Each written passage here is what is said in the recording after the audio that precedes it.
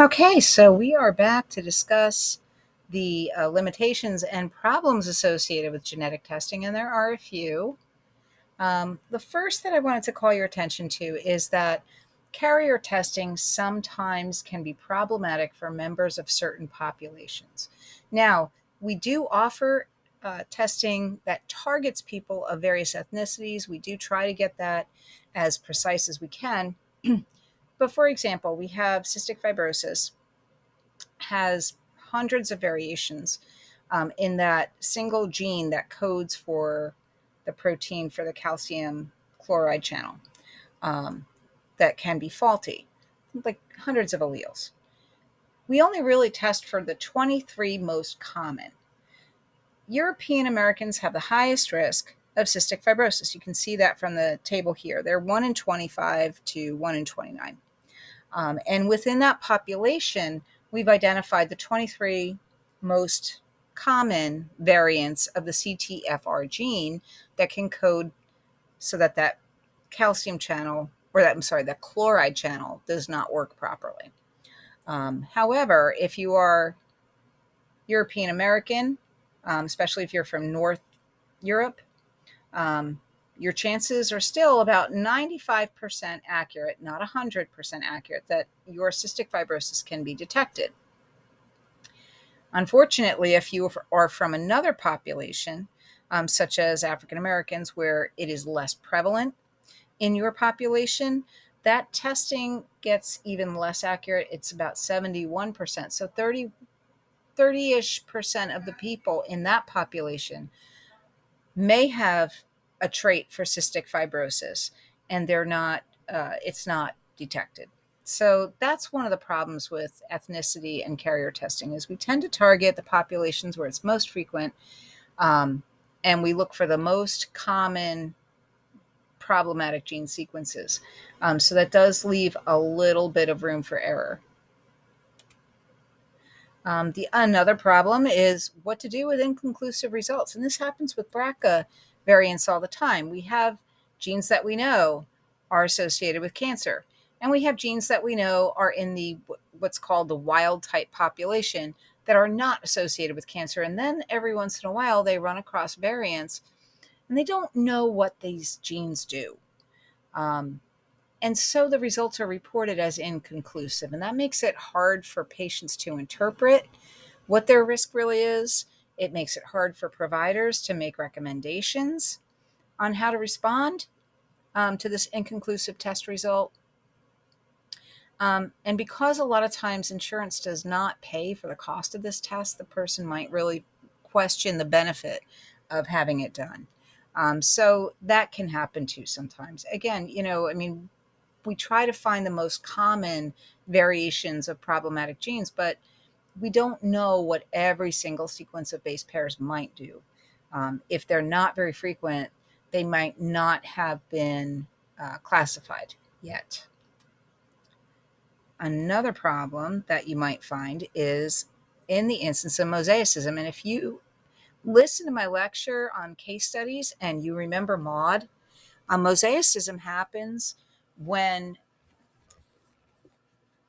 the sperm and egg are normal, and initially the cells divide normally, and then somewhere along the line in that rapid cell division in the embryonic period, we have a mistake. There's an extra chromosome. Well, only the cells descended from the rogue cell are going to have the extra chromosome.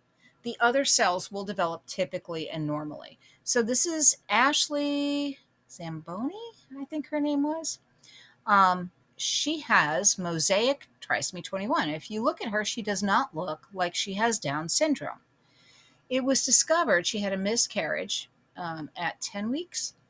And when they did genetic studies on the product of conception, they found trisomy 21. So she thought it was a fluke. But with her next pregnancy, she did get testing. She got amniocentesis. That fetus was also carrying trisomy 21. And that was one of her daughters. She did carry all of her pregnancies to term after prenatal diagnosis. So she had the loss with the first child because of trisomy 21.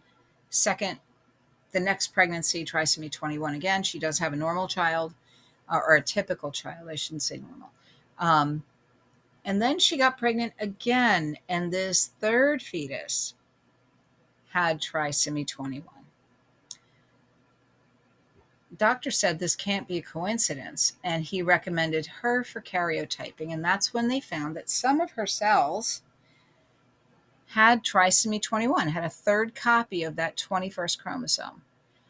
And other cells did not. They had the euploid number, or the 46, typical 46 chromosomes. So she had this mosaicism, and she does have some features. She's on TikTok. You can look her up. And if you check in the notes section, I did spell her name out.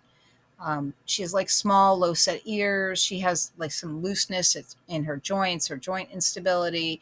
She claims that she doesn't see humor in certain situations, which that could just be her personality. But she doesn't have all classic symptoms, and she functions at a high level. She's married. She has kids. And she doesn't have the typical phenotype, but she does have a significant number of her cells, including some of her oocytes with an extra 21st chromosome. There's another little girl in this picture here. Again, she does not have the phenotypic appearance of Down syndrome. But, this is one of those things when you get a prenatal testing result, what do you do with it? If it is a trisomy, remember Maud's case. We didn't know how many cells were affected, how many weren't, and the baby was fine. And different decisions could have been made. But it's one of those things that prenatal testing is not always 100% definitive. We also talked about cell-free DNA and how sometimes understanding the information we get, you see a microdeletion on chromosome 14, but if you don't know what it's associated with, it might be benign. It might not even code for a protein that's very vital to life, or if at all, maybe there's no protein. So this is sort of one of those areas that can create a problem. It can kind of muddy the waters. Yeah, there we go. Direct-to-consumer marketing of genetic testing. So I know all of you probably saw on Amazon Prime Day, 23andMe had a big sale. A lot of people love these home DNA test kits, and they get all their family to do it. And there's always some kind of surprise. People find out they're from Italy. They thought they were from Germany. They have some value. But more of them are now trying to offer health advice without the guidance of a healthcare professional, particularly one who is knowledgeable in genetic counseling. And so people are on their own to figure this stuff out. Now, if they take the report to their provider and it opens a conversation, that's great. But a lot of these tests can be very misleading. For example, it could tell you that you're at low risk for diabetes, but if you weigh 300 pounds, and you have other risk factors, you have a very sedentary lifestyle, your genes might not matter as much as your lifestyle. Same thing with heart disease. So it can give people a false sense of reassurance. There are also concepts in genetics that are, sort of a little more advanced. Things like penetrance, the percentage of people with a gene sequence that will actually get the disease that it's associated with. Not everybody will. Hereditary hematochromatosis, which is something we're going to learn about in adult disorders. It has a very low penetrance, maybe only 10 to 15% of the people with that gene combination actually ends up with too much iron. So interpretation of these results when it comes to healthcare is a little tricky. Another problem that I have with this is that there are a lot of genetic testing companies out there who will try to sell you vitamin supplements, herbal supplements, based on your genotype. There is no evidence to support that, folks. And that's just an example of this is biocapitalism, basically. People preying on, they're health conscious and they have a little extra money. They wouldn't have been able to afford 23andMe. So they're going to sell them something. Another problem with this is that it doesn't catch all of the diseases. It can only test for a few. There might be many, many different types of alleles out there, just like with carrier testing. If the medical professionals can't test for all of them, certainly 23andMe is not going to offer that as a service for $79. Um, so it's a great way to open a conversation between a healthcare provider and a person who's curious. Um, it can satisfy a lot of curiosity about who your family is, and is your dad really your dad? Where did you all come from? Um, that can all be fun and entertaining. Um, but I'm a little leery of health information that comes from a for-profit company that also sells vitamins and other nutritional supplements. So that is a problem with direct-to-consumer marketing of genetic testing. And now we're on our almost last objective. It's the benefits and risks of genetic testing. And there are a lot of benefits, and we kind of talked about them all along the way.